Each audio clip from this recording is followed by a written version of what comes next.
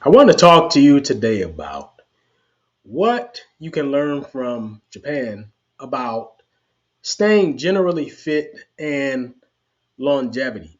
And this is going to be based on my personal experience to a large extent because I've lived in Japan for so long. I'm originally from the United States.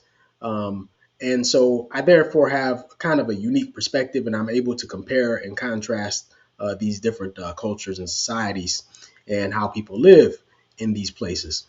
And this applies whether or not you're from the U.S. or not. You may be from Australia or Germany or Britain or some other Western kind of advanced society, advanced economy. Um, so a lot of these societies have the same problem, which is that a relatively large percentage of the population is overweight, obese, and out of shape, and not in very good health. Uh, it, I know it tends to be a real problem in the United States because the healthcare system is so inadequate in the US, so that only makes the problem worse.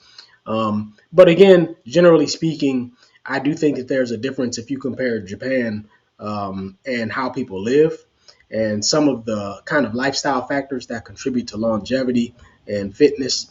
There is a noticeable difference between Japan and some of these other Western societies. So let's talk about that. First, let me just say that I am Mark Johnson, the founder of Bounce Pep, bringing you a fit and a flourishing future. Of course, I also want to bring you to Japan so that you can experience the Passion and Purpose Project. Um, so if you're interested in learning something about that, go to the website and check that out. Now, I'm also the youngest son of Bill Johnson. I always mention my father. And let's go ahead and jump into this. If you want to subscribe, go ahead and subscribe now. That would be great. With all that said, I want to talk to you today about some of the things that I have picked up on as someone who has lived in Japan for a very long time regarding the differences in lifestyle that contribute to, how fit people are, and frankly, like how big people are, and how healthy people are. So there are just a few key points that I want to focus on. It's not going to be like a complicated discussion here, but there are just a few key points. Now, let me just say that I'm not like a physician. I'm not a clinician. I'm not a medical doctor or anything like that. So if you want some bona fide medical advice or a bona fide medical opinion, then you have to go to a medical expert. So I'm talking to you as a layperson who, I do a lot of research on this stuff, and obviously I do have my own experience and my own observations that inform my views on this. So I'm not just pulling stuff, just talking out of my behind. I actually do some research and some study, and I'm very much into observing, what I see. So with all that said, let me just tell you, some of my observations. So the first thing is you will notice that if you come to Japan, you won't see a lot of people walking around who are overweight or obese or anything like that. There are some people like that. You go to any country and you will see some overweight people. That's unavoidable. But we're talking about numbers here, just proportions. So in Japan, it's not the norm for people to be overweight. Whereas if you go to some of these other Western countries, United States, you know, um, Great Britain. I'm not mentioning any names, but okay, just some examples. You will see you will see that a huge proportion, a huge percentage of the population is is overweight noticeably. Like it can't be avoided. If you have eyes, you can see it. And the first thing that I think contributes to this is the food. So remember that everything starts with food. If you like, if one of your goals is to maintain a slimmer figure and just be generally more healthy, you have to remember everything starts with food, not exercise. Exercise is a major component, but that's not where it starts. It actually starts with what we eat. So what I see in the United States and other countries in the West is that the portion sizes are much larger than anything that you find in Japan. So typically, in Japan, I would say that the portion sizes are like maybe 70% of what you would typically get, for instance, in the United States. So people just, first of all, eat a lower volume of food, a lower amount of food per meal. So that's the first contributing factor. And I think that a lot of times people in the kind of overweight Western countries, what happens is they are they are acclimated to huge portions of food, and it doesn't even seem like a huge portion. So people are accustomed to eating an enormous amount of food. They're basically gluttonizing, but not realizing they're gluttonizing. It's all become normalized, and so people are taking in an enormous number of calories, and they're not physically active enough to burn all those calories. And so, of course, it just converts over into fat tissue and weight gain. That's what happens, right?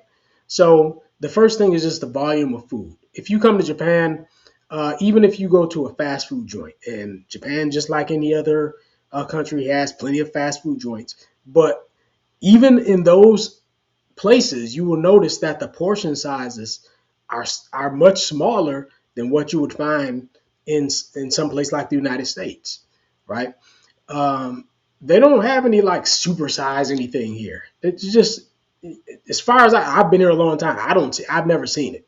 Not, these kind of supersized, but the mega sized portions that you find in other countries, they don't have that in Japan, right? So even if you go out for fast food, the portion sizes are going to be more, I would say, my word, I would say, is reasonable.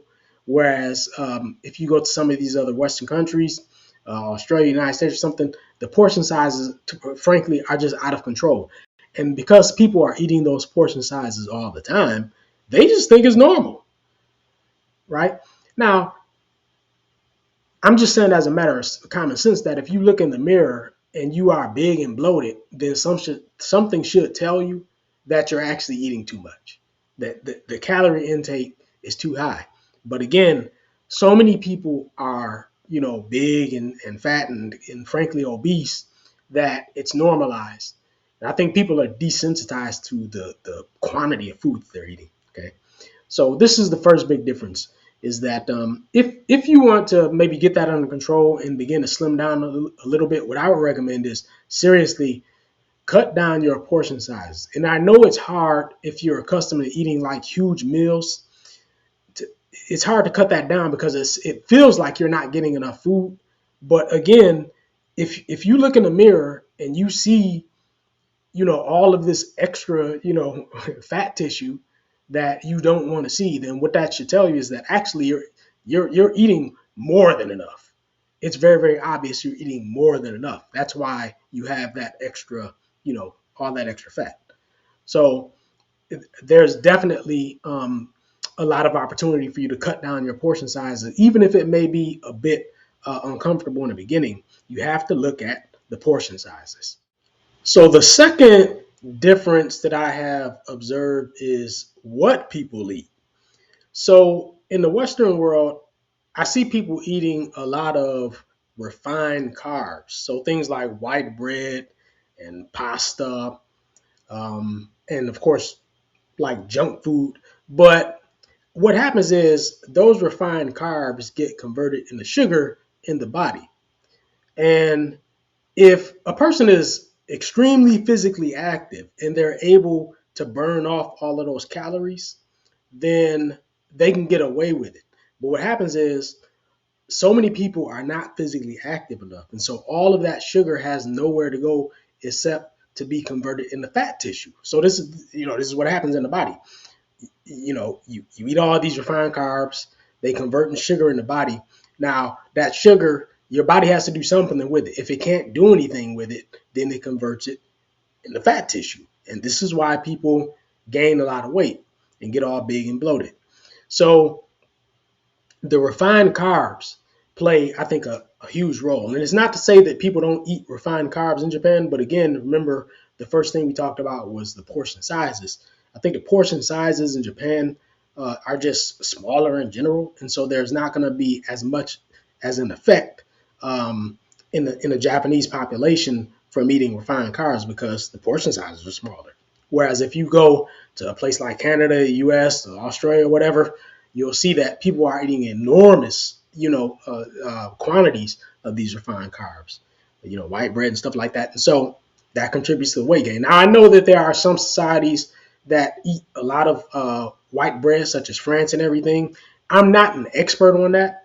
Um, but I do know that a lot of the bread that's produced in France is made in small shops. It's not made in like a giant factory with a bunch of chemicals that you can't even pronounce being added into the mixture. So that could have something to do with why they're able to eat so much, white bread and everything, and not just be all big and bloated like Americans are.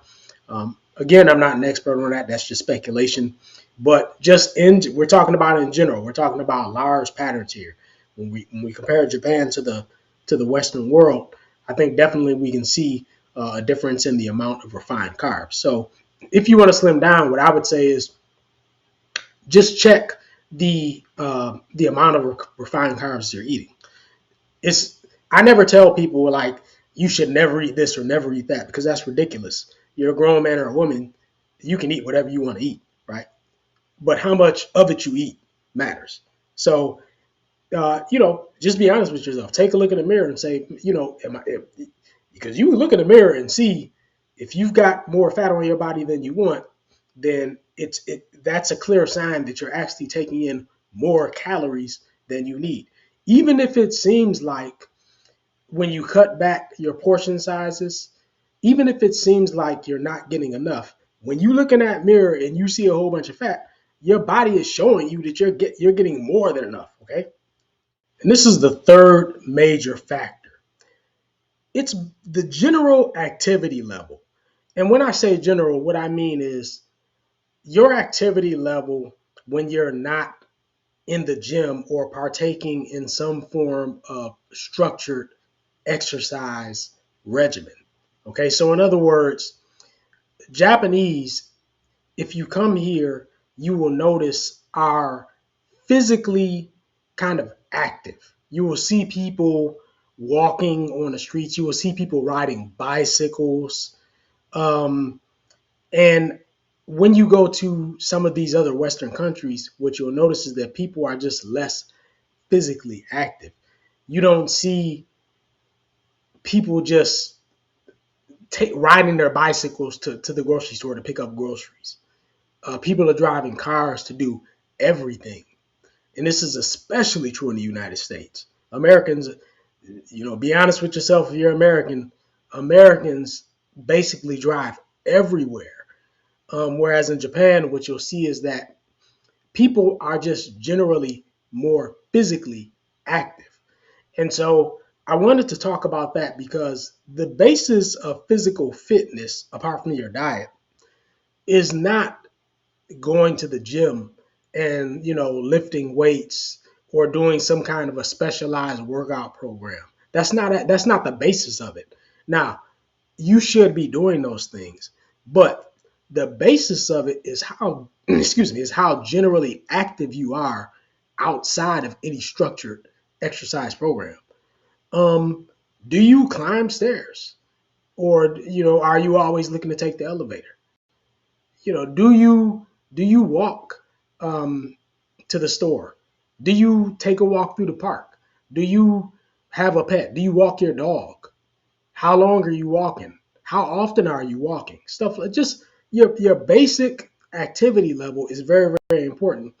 And what I notice is you go to some of these other countries and people are not physically active on the regular.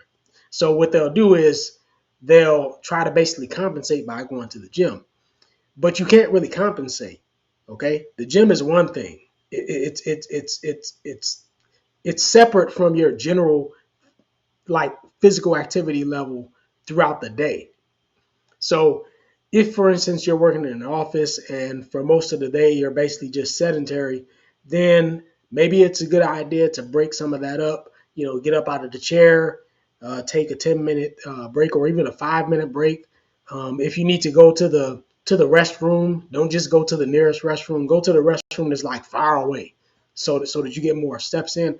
But just you know, increasing that level of general physical activity is so important to your your health, your general fitness, and your longevity. And this is something that I think people in Japan do very well. They're just generally more physically active than people are in a lot of Western countries. Okay, and again, we're just talking about comparatively. Okay, we're talking about the law of large numbers. All right, we're not talking about his or her individual case, because we can always point to exceptions and individuals, who will tell a different story. But we're talking about the law of large numbers here. Um, and then I wanted to add one more thing. So this is going to be the fourth thing, and um, this is because it's harder to control individually. Um, I don't want to make it one of the main points, but I do think it needs to be pointed out. And that is the quality of the healthcare system. Now, I know that the countries in like Europe typically have pretty decent healthcare systems. They're much um, closer to something like what we have in Japan here. But specifically for if you're American and you're watching this, um, I think the healthcare system in the United States works against a lot of people because there's not like automatic coverage, and the coverage that people do get a lot of times is extremely expensive. Whereas, in Japan, the healthcare system is readily accessible. When you go to the hospital or a clinic to have something done, you're not going to be hit with a huge bill at the end of it. Usually, if I have to go to the hospital for something, which is very rare, because I'm trying to do everything I can to stay out of the hospital. But every once in a blue moon, I have to go to get a checkup or something like that, and I get the bill, and it's $20, $30, or something like that, right? You don't get these huge bankrupting bills that people see in the United States. And so, because the healthcare system is just much more accessible here, I think that also contributes. People are not reluctant to go to the hospital because they know that they're not going to be bankrupted. And so, if people suspect that anything is wrong, people are very, very quick to go and consult a physician, and go to the hospital and get some medication or something, um, because the cost is so low and it's so accessible, right? So I do think, in fairness to people in the United States, it should be mentioned that the healthcare system kind of works against people, because I think the price of healthcare in the United States actually discourages people from just showing up at the hospital, and so it's just a factor I wanted to point out. But what did I just say? You want to stay out of the hospital. You want to stay out of the pharmacy for as long as you possibly can. All right. So we want to avoid that altogether to begin with. All right. So what we need to do is just be on top of what we're eating. Look at those portion sizes. Look at what we're eating specifically. Cut down on the refined carbs. You can have some refined carbs, enjoy them, but don't be a glutton. Make sure that you're getting a bit more protein. I would say get a bit more fiber.